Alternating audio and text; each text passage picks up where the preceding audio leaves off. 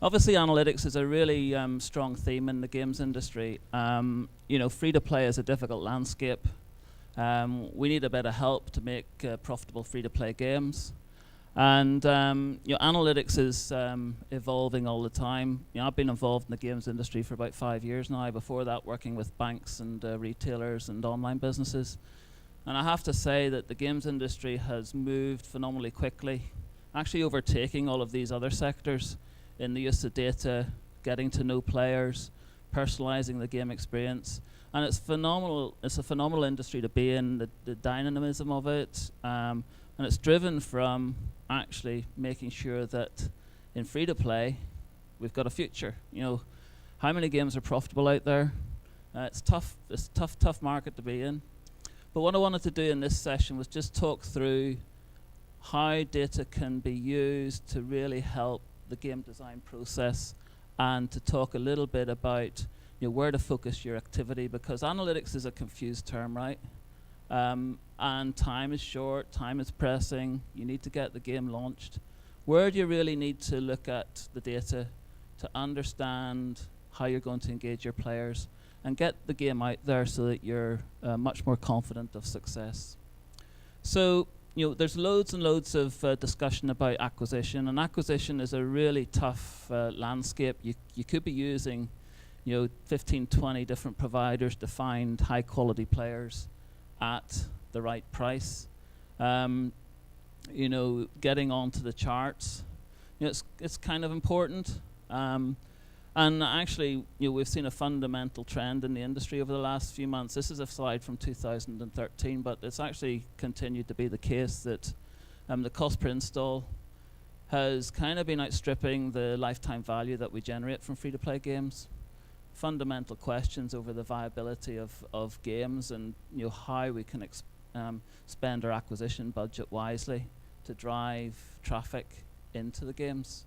Obviously we need to look for solutions to this problem, because this is fundamental.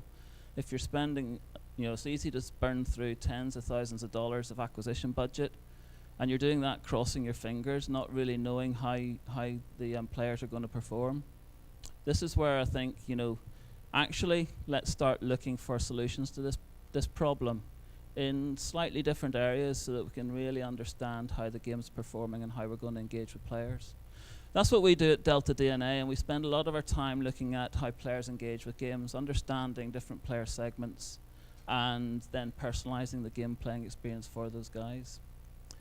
The reason that we focus on engagement is that over the couple of hundred games that we have on the platform, we see that actually the sort of average day one retention rate is pretty low. It's unacceptably low, really. If only 40% of games have players returning for the next session 2, that's pretty bad, and that's where acquisition budgets start to hurt. Obviously, if that is where the engagement levels are, then it's tough to monetize, because you're monetizing on a reducing base of players. So again, if you look at percentage paying, the majority of games are not getting to 1% of percentage paying. So if you combine those two effects of engagement levels being low, monetization levels being low, actually we're reliable on a small number of whales a lot of the time, and then acquisition budgets being high and being difficult, then it's a really challenging landscape. But not to depress everybody, help is at hand, because at the end of the day, as the developers and publishers, we're all about creating fun. It's all about releasing that story to your players, getting to know your players, and making them engaged with the game. We know that players want different things out of games. Some players want an immersive experience. Some players want to be challenged. Some players want to be sociable. There's different varieties of gameplay. And what is really neat is when we can start to modify the game for the different types of players that are in your game. I'll just talk a little bit about how we can help you do that using the Delta DNA platform. We're in a big data industry. The data is complex, it's rich, it's vast, but there's really only two questions that we want to answer. Why are players leaving, and how do I increase my revenues? There are different types of questions in analytics, and depending on your capability and your focus, it decides where the value lies in analytics. So there's the how many and how much sorts of questions. That generally gets answered through dashboards, so you know how your game's performing. There's the where and why sorts of questions. That's where we are able to understand player behaviors a little bit and make some improvements to the game design. But there's also the why question, and the why question is really important, we believe. If you understand why players are leaving, why players are not spending, the answers to those questions really help you improve the game, and that's where you can really improve the metrics around engagement, around revenues, and retention. And these are the game changers. These questions, the why questions, are vitally important. So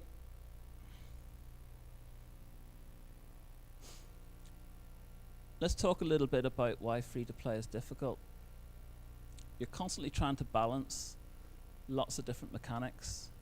You might have an appointment setting mechanic, you might have difficulty curve, you've got monetization loops, you've got engagement loops, compulsion, all of these sorts of things you're wrestling with, and as a publisher, and especially a developer, it's really, really difficult to balance all of these contrasting mechanics.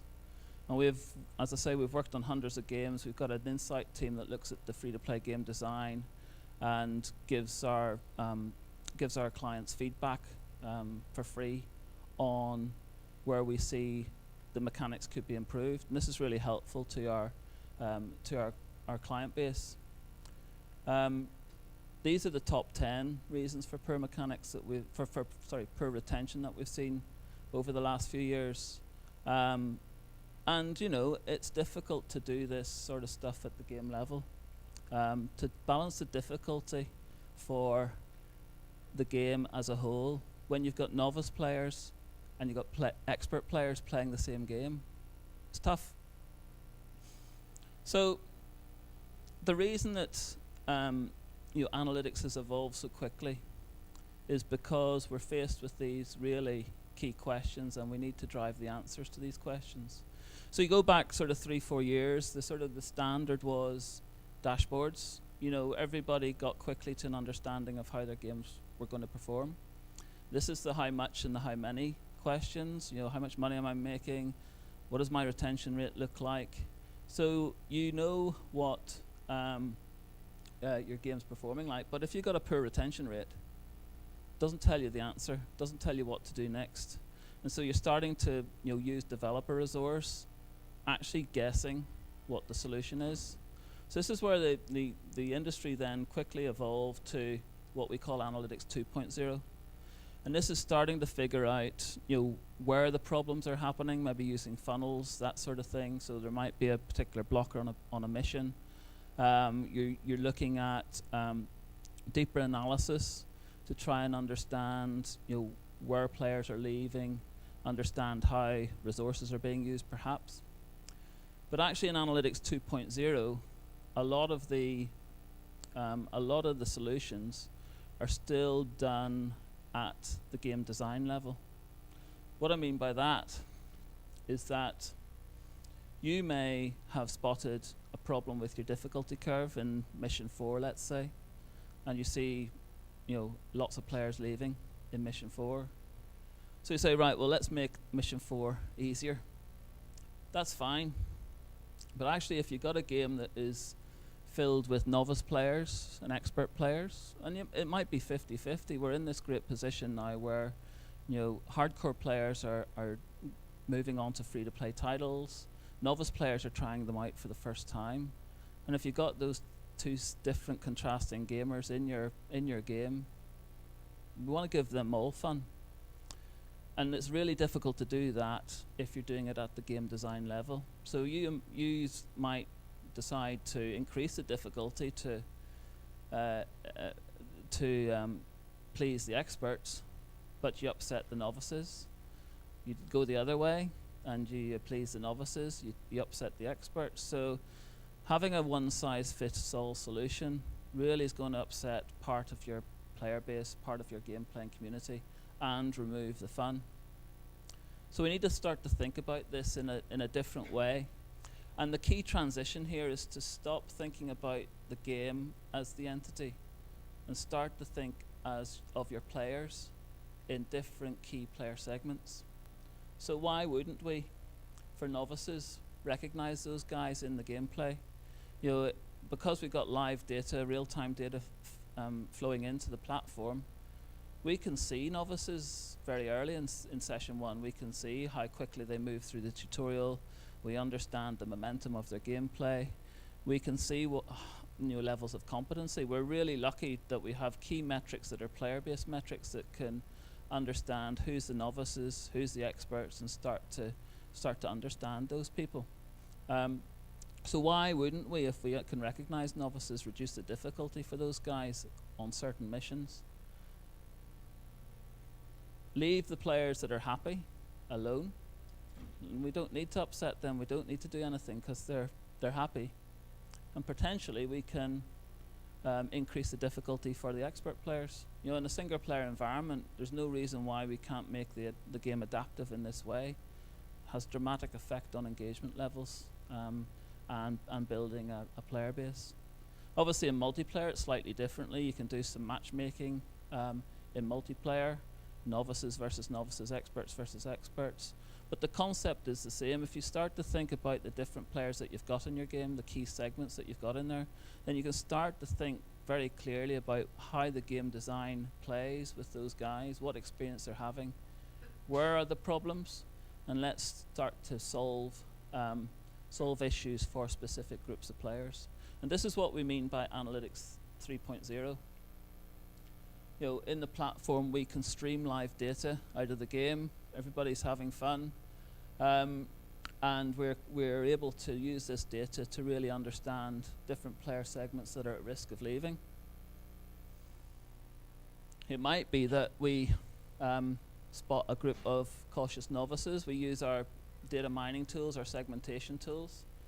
Got a neat 3D visualization tool. And here we've split mission started from health, so levels of resources, from real money spend, but it can be any metric that you please. It can be sort of competency metrics. It can be momentum metrics. So you're really starting to interact with the player base, and you can click on these different cells within the chart and isolate your cautious novices. They might have a slow graduation through the game. They might be playing quite slowly, spending quite a lot of time in the early levels, that sort of thing. You know, maybe they're using up their resources quite quickly. But we can spot these people as we can with other segments. And you know, for fun, what we recommend our clients do is to name the segments so that you actually can carry around in your head descriptive characteristics of the people of the players that you're interested in. So once you've got to an understanding of the characteristics of the players, then you can be really imaginative in terms of how you interact with them. So analytics for us, especially at Analytics 3.0, is monitoring your game performance. It's going deeper into the data, using 3D visualization tools, that sort of thing, to build player segments. Split the playing base apart into these natural groupings. And then you need to do something about it. So that's not where it stops. You've got to A/B test. You've got to try different messaging strategies. You try push notification. You've got to interact with the players and change the game. This is what we mean by game personalization. So in this instance, we've spotted that the cautious novices, we think there's a trajectory there where they're likely to leave. We understand their gameplay, so let's gift to them. Start a mission 4. We know that we've done the analysis. We know they're having a hard time. They're likely to leave. So let's gift to them extra resource to make them more successful, get them through level 4. So we've got a win-win situation there. The player is happy because the game has responded to them not having a particularly good time, and all of a sudden their gameplay has improved. And from a developer publisher's point of view, we've kept the user base active, and what we've found is that if we maximize engagement, then the revenues will come.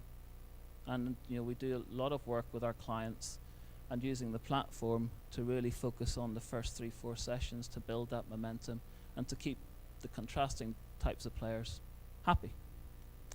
So, just to sort of reiterate, analytics is moving really quickly. And it's moving quickly because it's one of the areas where it's actually vital for the future of the games industry. The free-to-play model is so tough that we really need to get smarter in terms of understanding the players, constantly burning developer resource to change the game design based on intuition. It's great, we're not replacing great ideas, we're not replacing intuition, we're not replacing storytelling, but analytics has got a real place to play in terms of making sure that you're using your developer resource efficiently, you're attacking the right issues, you're improving the experience through the analysis, and you're moving from the how many and how much type of questions through the where to the who and the why questions. And if you're starting to understand your player segments and you're starting to do something specific for them, then your retention rates will, I promise you, change dramatically. 350% uplift in engaged players. Now this is a metric where we measured engagement on the basis of the player had been in the game for each of the last 10 days. So it was a tough metric. But we moved it from 4% to 14%, for example, with one client. And if you can imagine that you're getting super engaged players, then we take the pressure off the wheels. Because what we see then is that some players will start to spend sporadically, lower to middling amounts of money, and we're spreading the reliance on the ecosystem across more players. And that's where we can really change the game with this stuff. So, in a short while, what we've seen is the games industry moving from identify, the how many, how much, through the analysis of who and where, and now to the interaction. And that is where there's big wins in terms of using the data, getting value out of your analytics, and perhaps relieving some frustration around analytics where you've invested quite a lot of time, quite a lot of effort, and you still don't feel like you know your players. So I hope that's been useful. And if you want to check out our stuff, there's lots of resources online, lots of client videos, and happy to speak to people afterwards. Thank you for listening.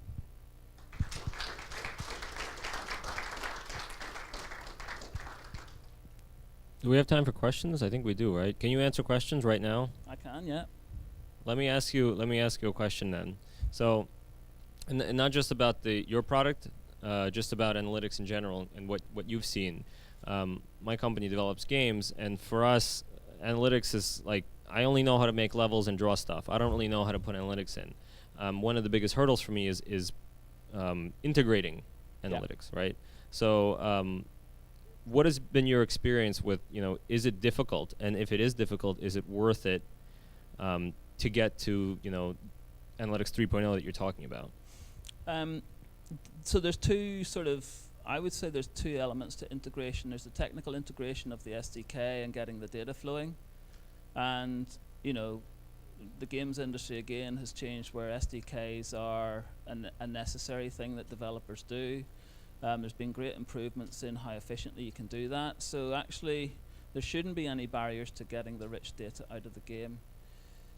Actually changing the culture of the organization is probably a bit more difficult in that this stuff takes time. It's maybe distracting if you've learnt, that the core of building games is to keep on top of the development team in terms of the content and make sure that you're hitting your milestones and deadlines. I think the question that you've got to really ask yourself is, how much of the decisions that I'm making in my day-to-day guidance of the development team is based on intuition and guesswork, and how much of it is based on actually knowing the players in your game and their experience. And if it's the latter, great. If it's the former, then you might be, and probably are, burning developer resource doing the wrong thing. And I think that's the key thing here, that It does take a little bit of effort to focus on this stuff. The tools that we're building now are really, very easy to use, especially the sort of visualization tools around 3D segmentation. You don't have to be an analytics guy to do this stuff, but you can really take this data far and get value out of it. And I think, it's probably guys in your situation have said, yes, analytics is important, but you might have invested in time and not got the outputs, or you haven't had the time to focus on it. I think increasingly now, successful free-to-play is more and more about the analytics combining with the rest of the processes in the business, and it's hopefully a win-win situation. Cool. So, other questions? Can you just shout so I don't have to run around? Okay, I'll repeat the question for the audio then. Okay, so this might sound like a philosophical question, but how do you feel about changing the difficulty level according to the player? Do you actually think this is a morally good thing because it increases enjoyment for everyone? Or do you feel like it's not cheating the expert players, as you call them, because you're just in a more challenge? First thing is, Wait, we gotta repeat what he said. sorry, I'll be patient. Sorry, can you repeat?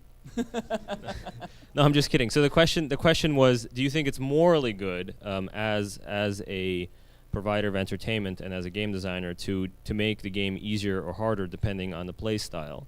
There's a lot of games that do this. I think King is rumored to do it, and I mean rumored being that they obviously do. But what is your take on that?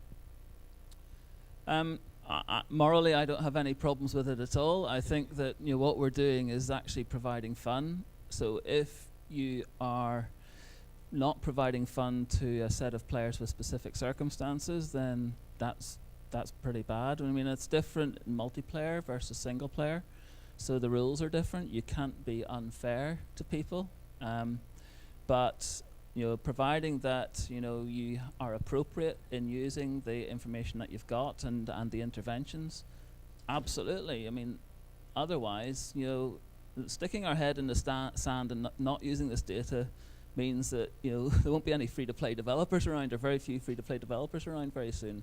We've got to get to personalization as quickly as we can, and that's where we're going to unleash novice players on the industry. I mean, the worry that I've got is that there's lots of novice players coming into games for the first time, having poor experiences and not giving us a chance as they move around the ecosystem.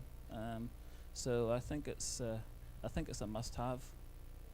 I wouldn't be too worried about the philosophical issue.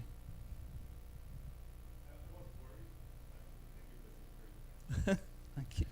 All right, I think we're out of time. Mark is going to stick around and answer questions outside at a rate of 75 an hour, or is it 250? For free. Oh, really? It's free. Look at that. He's going to be free free available. to answer. Thank you. Thank you. Thank you.